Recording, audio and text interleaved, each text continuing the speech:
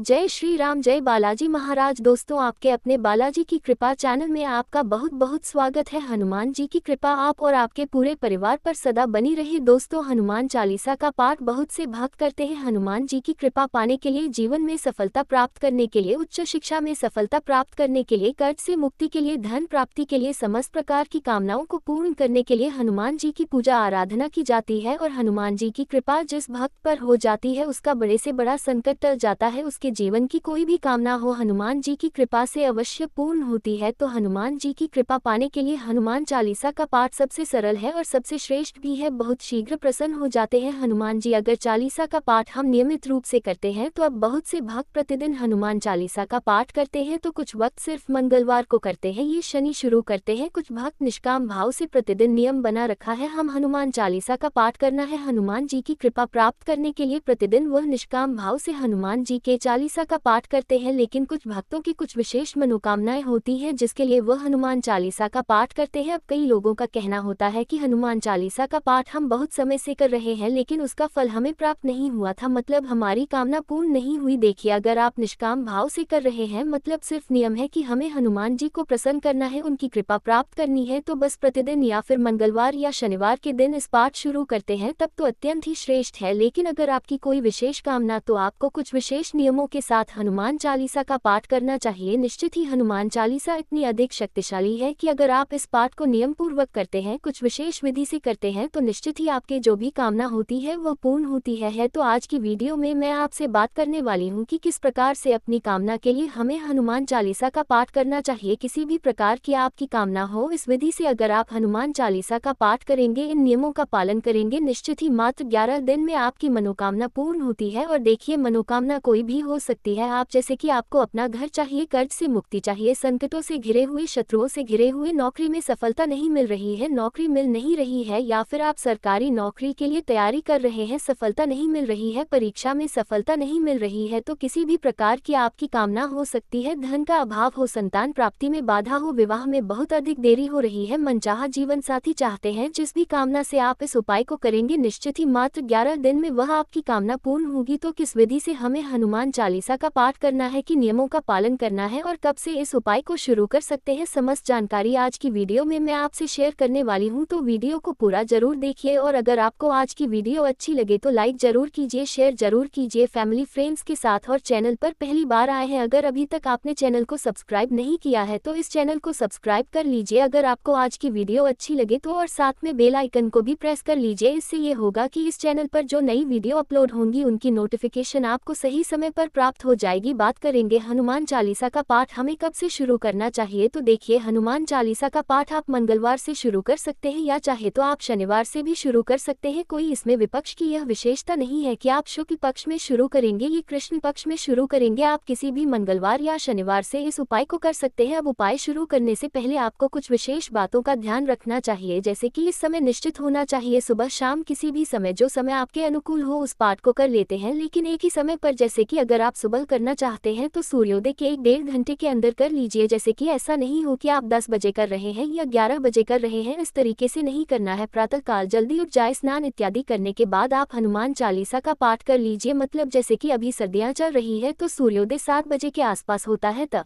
आप 8 बजे तक इस पॉइंट को पूरा कर लीजिए अगर आप सुबह करना चाहते हैं तो। और अगर आप शाम को करना चाहते हैं तो इसी प्रकार से आप शाम के समय भी, सूर्यास्त के समय प्रदोष काल का समय होता है भगवान हनुमान जी की पूजा के लिए, तो आप शाम के समय भी 7 बजे से पहले कर लीजिए तो बहुत अच्छा रहेगा। लेकिन समय एक ही होना चाहिए, जैसे कि अगर आप 7 बजे आसन पर बैठते हैं पूजा करने के लिए तो 7 बजे ही हर रोज आपको बैठे। ऐसा नहीं होना चाहिए कि आप 7 बजे बैठे हैं पढ़ने के लिए और अगले दिन आप 8 बजे पढ़ेगी, अच्छे बजे पढ़े, 2 से 5 मिनट इधर उधर हो जाता है। लेकिन आधे घंटे 1 घंटे का अंतर की होना चाहिए आपके प्रतिदिन के पाठ में। तो एक समय निश्चित कर लीजिए, जो भी समय आपके लिए अनुकूल हो उस समय प्रतिदिन पाठ करेंगे। और सिर्फ 11 दिन की बात है तो 11 दिन के लिए एक इस समय निश्चित कर लीजिए। और दूसरी चीज क्या है, दूसरा नियम है कि आपका आसन एक ही होना चाहिए। जैसे कि आसन शव घर में कई होते हैं, तो कभी आप किसी आसन पर बैठ जाते हो, कभी कोई दूसरा उसी आसन पर बैठकर पूजा कर रहा होता है, ऐसा नहीं करना है। एक आसन निश्चित कर लीजिए कि आप उस आसन पर बैठकर पूजा करेंगे, कोई दूसरा व्यक्ति उस आसन पर बैठकर पूजा ना करे। वैसे ये हम हमेशा ही होना चाहिए कि प्रति व्यक्ति जो भी हर पूजा कर रहा है उसका आसन अपना अलग होना चाहिए, क्योंकि आसन की सिद्धि बहुत महत्वपूर्ण होती है। तो अपना एक आसन निश्चित कर लीजिए, उसी आसन पर बैठकर आपको पूजा करना है। लाल रंग का आसन होना चाहिए। हनुमान जी की पूजा में स्थान एक ही होना चाहिए। जैसे कि आप घर के मंदिर में पूजा कर रहे हैं, प्रतिदिन एक ही स्थान पर बैठकर आपको पूजा करना है। और इस पाठ को करते समय आप प्रति को लाल रंग के वस्त्र धारण करें तो अत्यंत श्रेष्ठ होगा। लाल रंग के वस्त्र अगर आप प्रतिदिन धारण नहीं कर पाते हैं या आपके पास नहीं है तो ऐसे में आप हल्के रंग के वस्त्र धारण करें। और जितने दिन तक आप ये पाठ कर रहे हैं इतने दिनों तक आप मांस मदिरा का सेवन नहीं करेंगे। इस बात का भी आपको ध्यान रखना है। इन नियमों का पालन करते हुए अगर आप हनुमान चालीसा का पाठ करते हैं तो निश्चित ही आपकी कामना पूर्ण होगी। पर यह नियम बहुत आवश्यक है, जैसे कि एक ही समय पर प्रतिदिन बैठना और एक ही स्थान पर बैठना, एक ही आसन पर बैठना, ये बहुत महत्वपूर्ण होता है किसी भी कामना की सिद्धि के लिए। अगर हम पूजा कर रहे हैं, मंत्र जप कर रहे हैं तो इन नियमों का पालन बहुत आवश्यक होता है। और जान लेते हैं कि हनुमान चालीसा का पाठ आपको करना कहते हैं। देखिए बहुत आसान है, आपको प्रतिदिन 7 बार हनुमान चालीसा का पाठ करना है। तो इसके लिए हनुमान जी की मूर्ति होनी चाहिए, आपके सामने ये तस्वीर होनी चाहिए जिसके सामने आप आसन लगाकर बैठकर पूजा करेंगे। जिस भी देवी देवता की हम पूजा आराधना करते हैं उनकी तस्वीर या मूर्ति का हो हमारे सामने अत्यंत आवश्यक है। उनके सामने ही हम शुद्ध घी का दीपक प्रज्वलित करते हैं। तो आप चाहे तो हनुमान जी के सामने शुद्ध घी का दीपक प्रज्वलित कर सकते हैं, नहीं तो चमेली के तेल का दीपक हनुमान जी को बहुत प्रिय है तो चमेली के तेल का दीपक प्रज्वलित की। अब प्रश्न आते हैं कि दीपक का मिट्टी या धातु का, इन सब चीजों को लेकर मन में इतना ही नहीं रखना चाहिए। आपके घर में जो मंदिर में जो भी प्रज्वलित करते हैं में चमेली का तेल डालें, जो नॉर्मल प्रयोग करते हैं वाली डालकर और प्रचलित हनुमान जी के सामने अब एक तांबे के पात्र में जल भरकर भगवान हनुमान जी के सामने रख ले, क्योंकि यह के रूप में स्थापित करें। कलश में जल भर ना हो तो डाल सकते हैं, थोड़ा सा ना हो तो सिर्फ 5 रुपए जो भी आपके पास धन स्वरूप में कोई पैसा उसके अंदर डाल लीजिए और 2 लौंग डाल की कलश के ऊपर एक प्लेट रख दीजिए या पात्र रख दीजिए जिससे कि बैठक जाए पानी, क्योंकि इस कलश को हमें 11 दिन तक रखना है। पूजा के बाद ही हम इसको उठाएंगे है। इस पर कई लोगों का प्रश्न आ सकता है कि तांबे का पात्र नहीं है कलश के लिए तो कौन सा पात्र रखिए, एक तांबे करें। ये तो कोई सभी पात्र जो आपके घर में उपलब्ध है, चील का, पीतल का, जो भी पात्र आपके घर में या पूजा स्थल पर है आप उस पात्र को कलश स्वरूप में रख सकते हैं। अब हनुमान जी के सामने गुड़ का भोग लगा दीजिए। गुड़ का भोग लगा सकते हैं, आप चाहे तो चने का भोग लगा सकते हैं। बहुत से भक्त पूछते हैं कि क्या हम भुने हुए चने का भोग लगा सकते हैं। देखिए भुने हुए चने नमक से बने होते हैं, नमक से भुने हुए चने होते हैं और हनुमान जी की पूजा में नमक का प्रयोग नहीं होता है। तो जब हनुमान जी की पूजा कर रहे हैं तुम गुड़ और भीगे चने का प्रसाद अर्पित कर सकते हैं। सिर्फ गुड़ का भोग भी अर्पित कर सकते हैं। आप